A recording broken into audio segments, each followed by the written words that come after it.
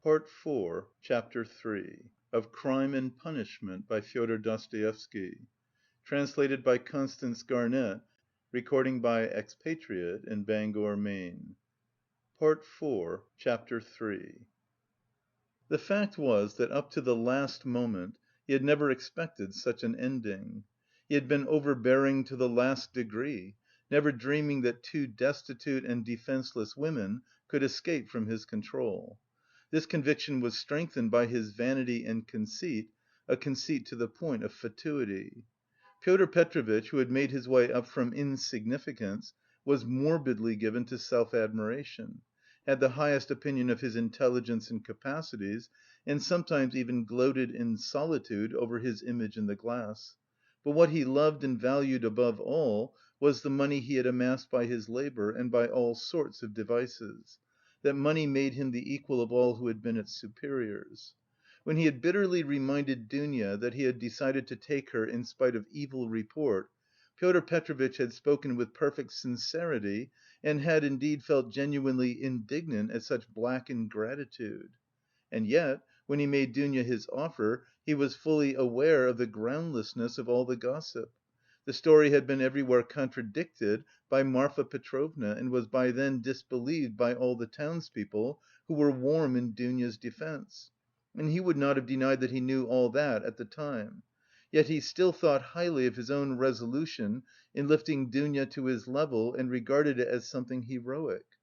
In speaking of it to Dounia, he had let out the secret feeling he cherished and admired, and he could not understand that others should fail to admire it too. He had called on Raskolnikov with the feelings of a benefactor who is about to reap the fruits of his good deeds, and to hear agreeable flattery.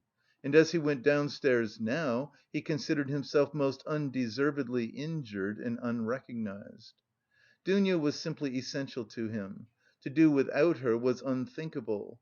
For many years he had had voluptuous dreams of marriage, but he had gone on waiting and amassing money. He brooded with relish, in profound secret, over the image of a girl, virtuous, poor (she must be poor), very young, very pretty, of good birth and education, very timid, one who had suffered much and was completely humbled before him, one who would all her life look on him as her saviour, worship him, admire him and only him. How many scenes, how many amorous episodes he had imagined on this seductive and playful theme, when his work was over! And behold, the dream of so many years was all but realised. The beauty and education of Avdotya Romanovna had impressed him. Her helpless position had been a great allurement. In her he had found even more than he dreamed of. Here was a girl of pride, character, virtue, of education and breeding superior to his own he felt that. And this creature would be slavishly grateful all her life for his heroic condescension, and would humble herself in the dust before him, and he would have absolute, unbounded power over her. Not long before, he had, too, after long reflection and hesitation, made an important change in his career, and was now entering on a wider circle of business. With this change his cherished dreams of rising into a higher class of society seemed likely to be realised. He was, in fact, determined to try his fortune in Petersburg. He knew that women could do a very great deal. The fascination of a charming, virtuous, highly educated woman might make his way easier, might do wonders in attracting people to him, throwing an aureole round him, and now everything was in ruins. This sudden horrible rupture affected him like a clap of thunder. It was like a hideous joke, an absurdity. He had been only a tiny bit masterful, had not even time to speak out, had simply made a joke, been carried away, and it had ended so seriously. And of course, too, he did love Dounia in his own way; he already possessed her in his dreams, and all at once. No, the next day, the very next day, it must all be set right, smoothed over, settled. Above all he must crush that conceited milksop who was the cause of it all. With a sick feeling he could not help recalling Razumihin too, but he soon reassured himself on that score. As though a fellow like that could be put on a level with him! The man he really dreaded in earnest was Svidrigaïlov. He had, in short, a great deal to attend to. "No, I am more to blame than anyone," said Dounia, kissing and embracing her mother. "I was tempted by his money, but on my honour, brother, I had no idea he was such a base man. If I had seen through him before, nothing would have tempted me. Don't blame me, brother." "God has delivered us, God has delivered us," Pulcheria Alexandrovna muttered, but half consciously, as though scarcely able to realise what had happened. They were all relieved, and in 5 minutes they were laughing. Only now and then Dounia turned white and frowned, remembering what had passed. Pulcheria Alexandrovna was surprised to find that she, too, was glad. She had only that morning thought rupture with Luzhin a terrible misfortune. Razumihin was delighted. He did not yet dare to express his joy fully, but he was in a fever of excitement as though a ton weight had fallen off his heart. Now he had the right to devote his life to them, to serve them. Anything might happen now. But he felt afraid to think of further possibilities and dared not let his imagination range. But Raskolnikov sat still in the same place, almost sullen and indifferent. Though he had been the most insistent on getting rid of Luzhin, he seemed now the least concerned at what had happened. Dounia could not help thinking that he was still angry with her, and Pulcheria Alexandrovna watched him timidly. "What did Svidrigaïlov say to you?" said Dounia, approaching him. "Yes, yes," cried Pulcheria Alexandrovna. Raskolnikov raised his head. "He wants to make you a present of 10,000 roubles and he desired to see you once in my presence." "See her? On no account!" cried Pulcheria Alexandrovna. "And how dare he offer her money?" Then Raskolnikov repeated rather dryly his conversation with Svidrigaïlov, omitting his account of the ghostly visitations of Marfa Petrovna, wishing to avoid all unnecessary talk. "What answer did you give him?" asked Dounia. "At first I said I would not take any message to you. Then he said that he would do his utmost to obtain an interview with you, without my help. He assured me that his passion for you was a passing infatuation, now he has no feeling for you. He doesn't want you to marry Luzhin. His talk was altogether rather muddled." "How do you explain him to yourself, Rodya? How did he strike you?" "I must confess I don't quite understand him. He offers you 10,000 and yet says he is not well off. He says he is going away and in 10 minutes he forgets he has said it. Then he says he is going to be married and has already fixed on the girl. No doubt he has a motive and probably a bad one, but it's odd that he should be so clumsy about it, if he had any designs against you. Of course I refused this money on your account, once for all. Altogether I thought him very strange, one might almost think he was mad. But I may be mistaken, that may only be the part he assumes. The death of Marfa Petrovna seems to have made a great impression on him." "God rest her soul!" exclaimed Pulcheria Alexandrovna. "I shall always, always pray for her. Where should we be now, Dounia, without this 3,000? It's as though it had fallen from heaven. Why, Rodya, this morning we had only 3 roubles in our pocket, and Dounia and I were just planning to pawn her watch, so as to avoid borrowing from that man until he offered help." Dounia seemed strangely impressed by Svidrigaïlov's offer. She still stood meditating. "He has got some terrible plan," she said in a half whisper to herself, almost shuddering. Raskolnikov noticed this disproportionate terror. "I fancy I shall have to see him more than once again," he said to Dounia. "We will watch him. I will track him out," cried Razumihin vigorously. "I won't lose sight of him. Rodya has given me leave. He said to me himself just now, 'Take care of my sister.' Will you give me leave too, Avdotya Romanovna?" Dounia smiled and held out her hand, but the look of anxiety did not leave her face. Pulcheria Alexandrovna gazed at her timidly, but the 3,000 roubles had obviously a soothing effect on her. A quarter of an hour later they were all engaged in a lively conversation.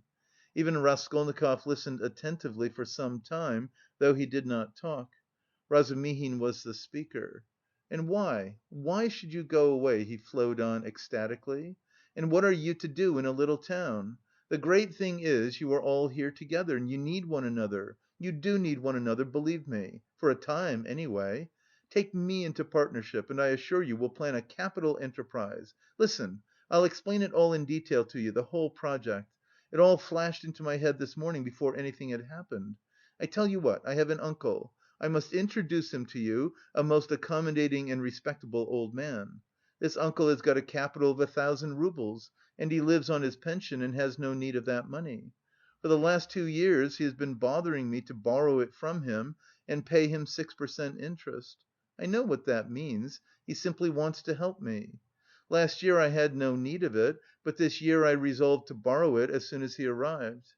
Then you lend me another 1,000 of your 3 and we have enough for a start. So we'll go into partnership and what are we going to do?" Then Razumihin began to unfold his project, and he explained at length that almost all our publishers and booksellers know nothing at all of what they are selling, and for that reason they are usually bad publishers, and that any decent publications pay as a rule and give a profit, sometimes a considerable one. Razumihin had, indeed, been dreaming of setting up as a publisher. For the last 2 years he had been working in publishers' offices, and knew 3 European languages well, though he had told Raskolnikov 6 days before he was schwach in German with an object of persuading him to take half his translation and half the payment for it. He had told a lie then, and Raskolnikov knew he was lying. "Why, why should we let our chance slip when we have one of the chief means of success, money of our own?" cried Razumihin warmly. "Of course there will be a lot of work, but we will work. You, Avdotya Romanovna, I, Rodion, you get a splendid profit on some books nowadays. And the great point of the business is that we shall know just what wants translating, and we shall be translating, publishing, learning all at once. I can be of use because I have experience. For nearly 2 years I've been scuttling about among the publishers, and now I know every detail of their business. You need not be a saint to make pots, believe me. And why should we let our chance slip? Why, I know, and I keep the secret, 2 or 3 books which one might get 100 roubles simply for thinking of translating and publishing. Indeed, and I would not take 500 for the very idea of one of them. And what do you think? If I were to tell a publisher, I dare say he'd hesitate, they are such blockheads. And as for the business side, printing, paper, selling, you trust to me. I know my way about. We'll begin in a small way and go on to a large. In any case it will get us our living and we shall get back our capital." Dounia's eyes shone. "I like what you are saying, Dmitri Prokofitch," she said. "I know nothing about it, of course," put in Pulcheria Alexandrovna. "It may be a good idea, but again God knows. It's new and untried. Of course we must remain here at least for a time." She looked at Rodya. "What do you think, brother?" said Dounia. "I think he's got a very good idea," he answered. "Of course it's too soon to dream of a publishing firm, but we certainly might bring out 5 or 6 books and be sure of success. I know of one book myself which would be sure to go well. And as for his being able to manage it, there's no doubt about that either. He knows the business. But we can talk it over later." "Hurrah!" cried Razumihin. "Now, stay, there's a flat here in this house belonging to the same owner. It's a special flat apart, not communicating with these lodgings. It's furnished, rent moderate, 3 rooms. Suppose you take them to begin with. I'll pawn your watch to morrow and bring you the money, and everything can be arranged then. You can all 3 live together and Rodya will be with you. But where are you off to, Rodya?" "What, Rodya, you are going already?" Pulcheria Alexandrovna asked in dismay. "At such a minute?" cried Razumihin. Dounia looked at her brother with incredulous wonder. He held his cap in his hand; he was preparing to leave them. "One would think you were burying me or saying good bye for ever," he said somewhat oddly. He attempted to smile, but it did not turn out a smile. "But who knows, perhaps it is the last time we shall see each other," he let slip accidentally. It was what he was thinking, and it somehow was uttered aloud. "What is the matter with you?" cried his mother. "Where are you going, Rodya?" asked Dounia, rather strangely. "Oh, I'm quite obliged to..." he answered vaguely, as though hesitating what he would say, but there was a look of sharp determination in his white face. "I meant to say, as I was coming here, I meant to tell you, mother, and you, Dounia, that it would be better for us to part for a time. I feel ill, I am not at peace. I will come afterwards, I will come of myself, when it's possible. I remember you and love you. Leave me. Leave me alone. I decided this even before. I'm absolutely resolved on it. Whatever may come to me, whether I come to ruin or not, I want to be alone. Forget me altogether, it's better. Don't inquire about me. When I can, I'll come of myself, or I'll send for you. Perhaps it will all come back, but now if you love me, give me up. Else I shall begin to hate you, I feel it. Good bye." "Good God!" cried Pulcheria Alexandrovna. Both his mother and his sister were terribly alarmed. Razumihin was also. "Rodya, Rodya, be reconciled with us! Let us be as before!" cried his poor mother. He turned slowly to the door and slowly went out of the room. Dounia overtook him. "Brother, what are you doing to mother?" she whispered, her eyes flashing with indignation. He looked dully at her. "No matter, I shall come, I'm coming," he muttered in an undertone, as though not fully conscious of what he was saying, and he went out of the room. "Wicked, heartless egoist!" cried Dounia. "He is insane, but not heartless. He is mad. Don't you see it? You're heartless after that," Razumihin whispered in her ear, squeezing her hand tightly. "I shall be back directly," he shouted to the horror-stricken mother, and he ran out of the room.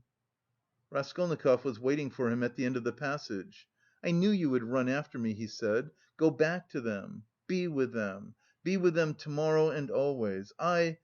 Perhaps I shall come... if I can. Good bye." And without holding out his hand, he walked away. "But where are you going? What are you doing? What's the matter with you? How can you go on like this?" Razumihin muttered at his wits' end. Raskolnikov stopped once more.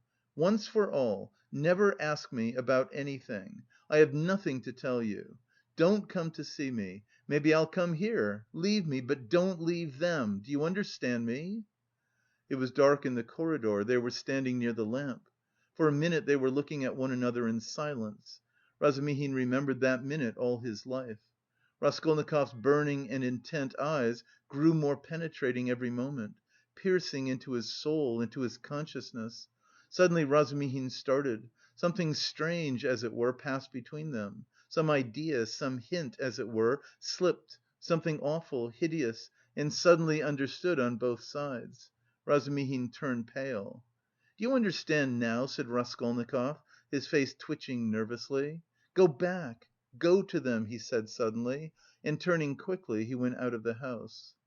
I will not attempt to describe how Razumihin went back to the ladies, how he soothed them, how he protested that Rodya needed rest in his illness, protested that Rodya was sure to come, that he would come every day, that he was very, very much upset, that he must not be irritated, that he, Razumihin, would watch over him, would get him a doctor, the best doctor, a consultation. In fact, from that evening Razumihin took his place with them as a son and a brother. End of Part 4, Chapter 3. Recording by Expatriate in Bangor, Maine.